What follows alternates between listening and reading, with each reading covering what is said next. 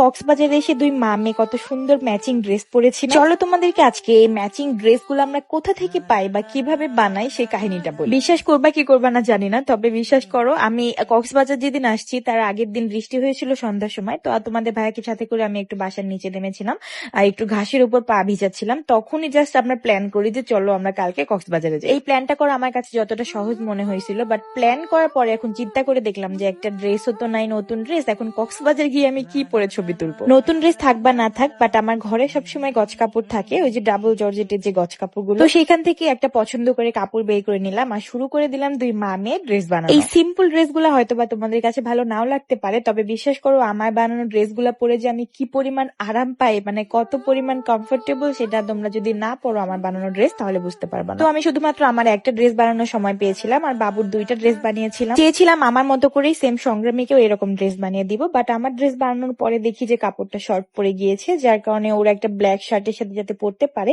ওইভাবে আমি একটা স্কার্ট বানিয়ে দিয়েছিলাম। কক্সবাজার আসলে বা পানিতে ভিজে যাবা এরকম কোনো জায়গাতে গেলে সবসময় চেষ্টা করবা ডাবল জর্জেটের কাপড়গুলো পরার জন্য, তাহলে পানিতে ভিজে গেলেও ড্রেসের যে কাপড়গুলো ওগুলো তোমাদের শরীরের সাথে লেগে থাকবে না। সকাল সকাল গোসল টোসল করে রেডি হয়ে গিয়েছি, এখন একটু রোদে আমি চুলটা শুকাবো। রোদে শুকাতে না পারলেও আমি সবসময় চেষ্টা করি বাতাসে হোক বা রোদে হোক চুলটা শুকিয়ে তারপর চুল আঁচড়ানো। তোমরা অনেকে আমাদের হেয়ার প্রোডাক্ট ইউজ করা চলাকালীন অবস্থাতে কয়েকটা ভুল কাজ করো, সেগুলো হচ্ছে আজকের ভিডিওতে আমি বলে দিচ্ছি। প্রথমত কয়েকজন আপু আমাকে যেগুলো কমপ্লেন করেছে সেখান থেকে একটা সতর্কমূলক আজকে পোস্ট করছি।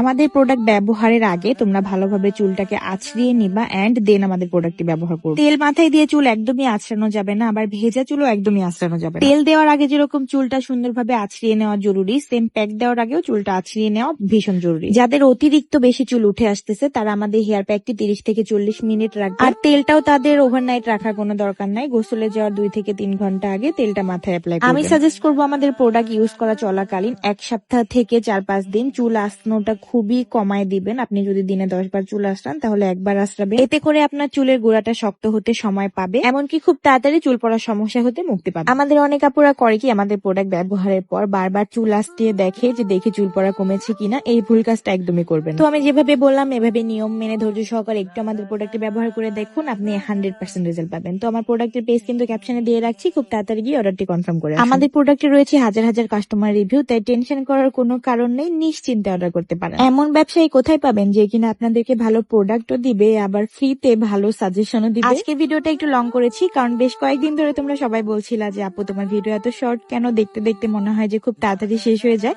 যার কারণে আমি আজকে 5 থেকে 6 মিনিটের একটা ব্লগ আপলোড দিলাম। আমার ড্রেস বানানোর পরে দেখি কাপড় শেষ হয়ে গিয়েছে, যার কারণে বাবুর ফুল ড্রেসটা বানাতে পারিনি, একটা স্কার্ট বানিয়ে দিয়েছিলাম অনেক সুন্দর করে ঘের দিয়ে।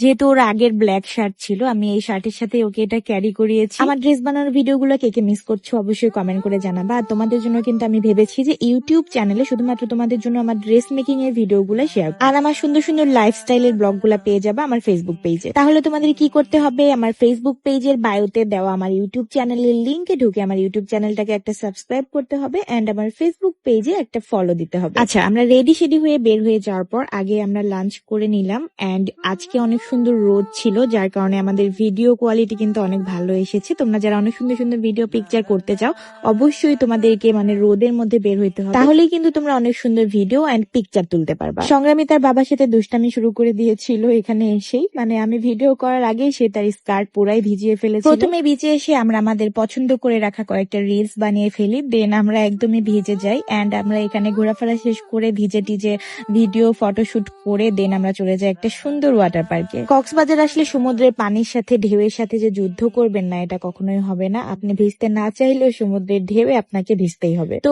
এবার আমাদের তৃতীয়বারের মতো কক্সবাজার আসা, আমরা একসাথে এসেছি 2 বার, আর এর আগে আমি আমার ফ্যামিলির সাথে এসেছিলাম কক্সবাজার একা। অনেক সুন্দর সুন্দর মুহূর্ত পার করেছি, অনেক সুন্দর সুন্দর সময় পার করেছি আমরা 3 জন মিলে। জীবনটাকে আসলে সুন্দরভাবে সাজাতে চাই, সুন্দরভাবে উপভোগ করতে চাই, সুন্দর করে সাজিয়ে গুছিয়ে 3 জন মিলে ভালো থাকতে চাই। আমার মনে হয় পৃথিবীতে প্রত্যেকটা মানুষেরই পাস্ট থাকে, আসলে এক একজনের পাস্ট এক এক রকম। আমারও ছিল, আমি আমার সব পাস্ট ভুলে আমি আমার মতো বাঁচতে চাই। শুরুতে আমি আপনাদেরকে কোনো কিছু বলিনি, আমি চাইলে ওই বাসায় থাকা অবস্থাতে লাইভে আপনাদেরকে সবকিছু দেখাতে পারতাম, বাট এরকম ধরনের কোনো কাজ আমি করিনি। সো এখনো আমার কোনো ইচ্ছা নেই তাদেরকে নিয়ে পড়ে থাকার, বাট কিছু কিছু সময় আসলে তারা এমন এমন কিছু কথা বলে বা আমাদেরকে নিয়ে ভাইরাল হওয়ার জন্য এমন এমন লাইভে এসে ভিডিওর মাঝখানে এসে এমন এমন আচরণ করে, আসলে মুখ না খুললে আসলে চলে। তো তাদের উদ্দেশ্যে বলবো যে তোমরা অনেক ভালো মানুষ ভাই, তোমরা তোমাদের মতো ভালো থাকো, বিয়ে শাদী করো, বাচ্চা কাচ্চা নাও, সুখে সংসার করো, কক্সবাজারে ট্রিপে আসো, হানিমুনে আসো, আমাদের কোনো সমস্যা নেই। আর যদি নতুন বিজনেসও দাঁড় করাতে চাও, প্রমোশনও করে দিব, সেটাও সমস্যা নাই। কি ভিউয়ার্স, ঠিক বলেছি না? যাই হোক, সমুদ্রের ঢেউয়ের সাথে যুদ্ধ করার পর আবার আমরা চলে আসছি ওয়াটার পার্কে।